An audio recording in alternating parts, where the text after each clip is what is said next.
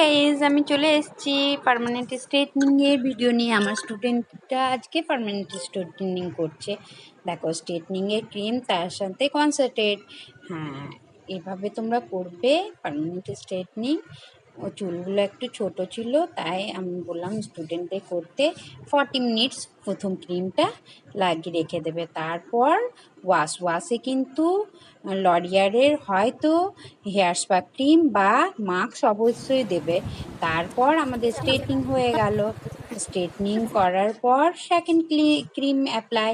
এই ক্রিমটা অ্যাপ্লাই করে 15 মিনিট রাখতে হবে। 15 মিনিট রাখার পর দেন ওয়াশের পর সিরাম লাগিয়ে আমাদের ফাইনাল লুক।